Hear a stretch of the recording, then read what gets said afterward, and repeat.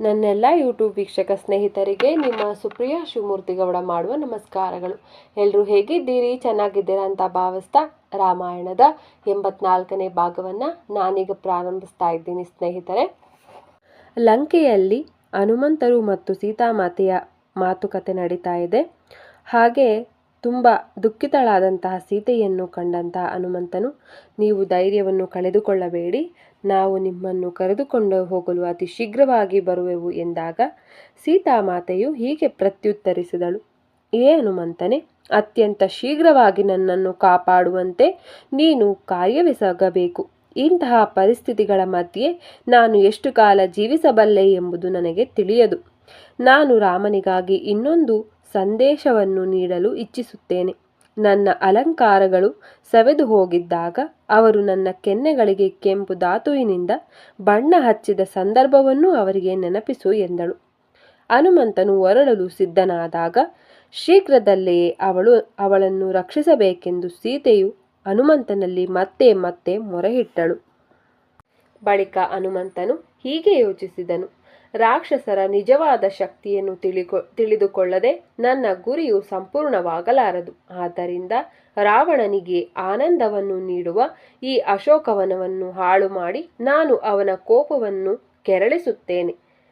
ರಾವಣನ ಸೈನ್ಯವು ನನ್ನ ಮೇಲೆ ದಾಳಿ ಮಾಡಿದಾಗ ಅದನ್ನು ನಾಶ ಮಾಡಿದ ಬಳಿಕವೇ ನಾನು ರಾಮನಲ್ಲಿಗೆ ಹಿಂದಿರುಗುವೆನು ಎಂದರು. ತದನಂತರ ಅಶೋಕವನದ ವೃಕ್ಷಗಳನ್ನು ಬಡಿದು ಕೆಳಗೆ ಬೀಸಿದ ಹನುಮಂತನು ಅವುಗಳನ್ನು ಬುಡಸಮೇತವಾಗಿ ಕೀಳಲಾರಂಭಿಸಿದನು. ಕೊಳಗಳನ್ನು ಕಲುಕಿದ ಮತ್ತು ಪರ್ವತ ಶಿಖರಗಳನ್ನು ಪುಡಿಗಟ್ಟಿದನು. ಆ ವನವನ್ನು ಕಾರ್ಯತಃ ಸಂಪೂರ್ಣವಾಗಿ ಹಾಳು ಮಾಡಿದ ಬಳಿಕ ಅವನು ಅದರ ಪ್ರವೇಶದ್ವಾರದ ಮುಂದೆ ನಿಂತನು. ಮೃಗ ಪಕ್ಷಿಗಳ ಭಯಭೀತ ಕೂಗುಗಳನ್ನು ಮತ್ತು ಹನುಮಂತನ ಕ್ರೋಧಾವೇಶದ ಎಗರಾಟದ ಶಬ್ದಗಳನ್ನು ಕೇಳಿದ ರಾಕ್ಷಸಿ ಕಾವಲುಗಾರರು ಗಾಬರಿಗೊಂಡು ಎದ್ದರು. ವನದ ದ್ವಾರದ ಬಳಿ ನಿಂತಿದ್ದ ಹನುಮಂತನ ಬೃಹದಾಕಾರದ ರೂಪವನ್ನು ನೋಡಿದ ಅವರು ವಿಪರೀತವಾಗಿ ಭಯಗೊಂಡರು. ಸೀತೆಯನ್ನು ಸುತ್ತುವರಿದ ರಾಕ್ಷಸಿಯರು, ಈ ಜೀವಿ ಯಾರು? ನೀನು ಮತ್ತು ಅವನು ಯಾವುದರ ಬಗ್ಗೆ ಮಾತನಾಡುತ್ತಿದ್ದೀರಿ ಎಂಬುದಾಗಿ ಕೇಳಿದರು.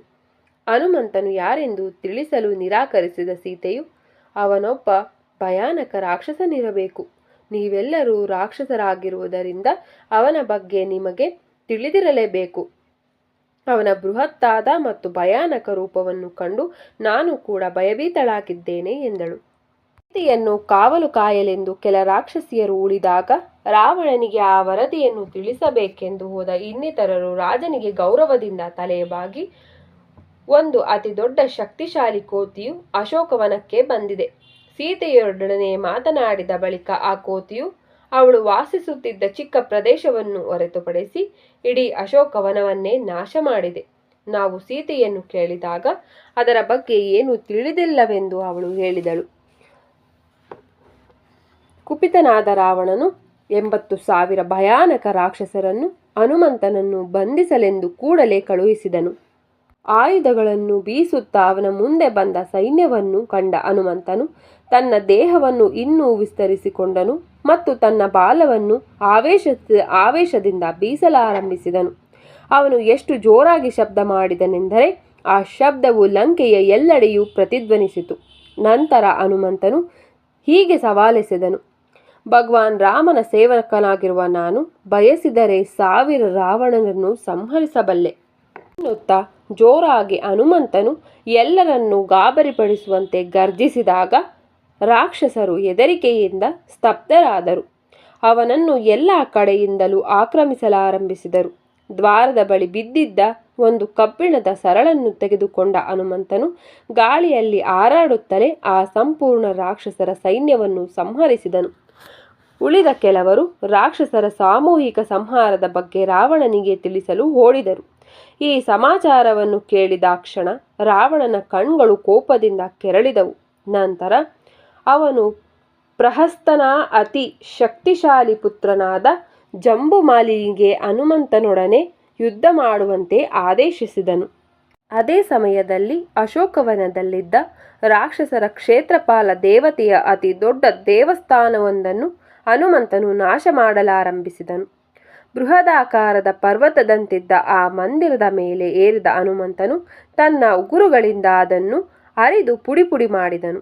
ಆಗ ಉಂಟಾದ ಶಬ್ದವು ಲಂಕೆಯ ಎಲ್ಲೆಡೆಯೂ ಪ್ರತಿಧ್ವನಿಸಿತು. ನಂತರ ಹನುಮಂತನು ಕೂಗಿ ಹೀಗೆ ಹೇಳಿದನು: ರಾಮ ಲಕ್ಷ್ಮಣರಿಗೆ ಜಯವಾಗಲಿ. ನನ್ನ ಹೆಸರು ಹನುಮಂತ ಮತ್ತು ನಾನು ರಾಕ್ಷಸರ ಕೆಂಗಣ್ಣೆದುರಿಗೆ ಲಂಕೆಯ ಸರ್ವನಾಶ ಮಾಡುವೆನು ಎಂದನು. ಹನುಮಂತನ ಧ್ವನಿಯು ಅವರ ಹೃದಯಗಳಲ್ಲಿ ಭಯಭೀತಿಯನ್ನು ಹುಟ್ಟಿಸಿತು. ಆದರೂ ತಮ್ಮ ಆಯುಧಗಳನ್ನೆತ್ತಿಕೊಂಡ ವನದ 100 ಕಾವಲುಗಾರರು ಅವನನ್ನು ಸುತ್ತುವರಿದರು. ಕುಪಿತನಾಗಿ ದೇವಾಲಯದ ಕಂಬವೊಂದನ್ನು ಕಿತ್ತ ಹನುಮಂತನು ಒಂದು ಭಯಾನಕವಾದ ರೂಪವನ್ನು ತಾಳಿ ಆ ಕಂಬವನ್ನು ಗಿರಗಿರನೆ ತಿರುಗಿಸಿದನು. ಆಗ ಇತರ ಕಂಬಗಳಿಗೆ ತಾಕಿದ ಆ ಕಂಬವು ಬೆಂಕಿಯನ್ನು ಉತ್ಪತ್ತಿ ಮಾಡಿತು. ಜ್ವಲಿಸುತ್ತಿದ್ದ ಕಂಬದಿಂದ ಎಲ್ಲ ಕಾವಲುಗಾರರು ಹತರಾದಾಗ ಆ ಸಂಪೂರ್ಣ ಮಂದಿರವು ಬೆಂಕಿಯಲ್ಲಿ ಮುಳುಗಿತು. ಆಗ ಹನುಮಂತನು ರಾಮ ಲಕ್ಷ್ಮಣ ಹಾಗೂ ವಾನರರಿಗೆ ಜಯವಾಗಲಿ ಎಂದು ಮತ್ತೆ ಮತ್ತೆ ಕೂಗಿ ಹೇಳಿದನು. ಸ್ನೇಹಿತರೆ, ರಾಮಾಯಣದ 84ನೇ ಭಾಗವನ್ನು ನಾನಿಲ್ಲಿಗೆ ಮುಕ್ತಾಯಗೊಳಿಸ್ತಿದ್ದೀನಿ. ನಾಳಿನ ಸಂಚಿಕೆಯಲ್ಲಿ ಭೇಟಿಯಾಗೋಣ. ದಯಮಾಡಿ ಯಾರೆಲ್ಲ ಈ ಒಂದು ರಾಮಾಯಣವನ್ನು ನೋಡ್ತಿರಲ್ಲ, ಆದಷ್ಟು ನಿಮ್ಮ ಸ್ನೇಹಿತರಿಗೂ ನೋಡಲು ಹೇಳಿ ಮತ್ತು ಲೈಕ್ ಮಾಡೋದನ್ನು ಮರಿಬೇಡಿ ಅಂತ ಕೇಳ್ತಾ, ನನಗೆ ಆದಷ್ಟು ನಾನು ಈ ಒಂದು ವಿಡಿಯೋವನ್ನು ಚೆನ್ನಾಗಿ ಬರುವಂತೆ ಮಾಡ್ತಾ ಇದ್ದೀನಿ. ನನಗೆ ಎಡಿಟ್ ಮಾಡೋಕ್ಕೆ ಬರಲ್ಲ. ಈ ಒಂದು ಬುಕ್ಕನ್ನ ಓದಬೇಕು ಅಂತ ಇಷ್ಟ ಇದ್ದು ಬುಕ್ ಓದೋಕ್ಕಾಗದೇ ಇರ್ತಾರಲ್ಲ, ಅವರಿಗೋಸ್ಕರ ಸ್ಪೆಷಲಿ ನಾನು ಈ ಒಂದು ರಾಮಾಯಣವನ್ನು ಹೇಳುವ ಒಂದು ಕಾರ್ಯ ಮಾಡ್ತಾ ಇದ್ದೀನಿ. ದೃಶ್ಯವನ್ನೆಲ್ಲ ಚೆನ್ನಾಗಿ ಅನುಕರಿಸೋಕ್ಕೆ ಬರಲ್ಲ ನನಗೆ. ಆದಷ್ಟು ನನ್ನ ಕೈಲಾದಷ್ಟು ಎಡಿಟ್ ಮಾಡ್ತಾ ಇದ್ದೀನಿ. ದಯಮಾಡಿ ಈ ಒಂದು ಚಿಕ್ಕ ಪ್ರಯತ್ನಕ್ಕೆ ಲೈಕ್ ಮಾಡಿ ಅಂತ ಕೇಳ್ತಾ, ನಿಮ್ಮೆಲ್ಲರಿಗೂ ನನ್ನ ನಮಸ್ಕಾರ. ಜೈ ಶ್ರೀರಾಮ್. ಹರ ಹರ ಮಹಾದೇವ್.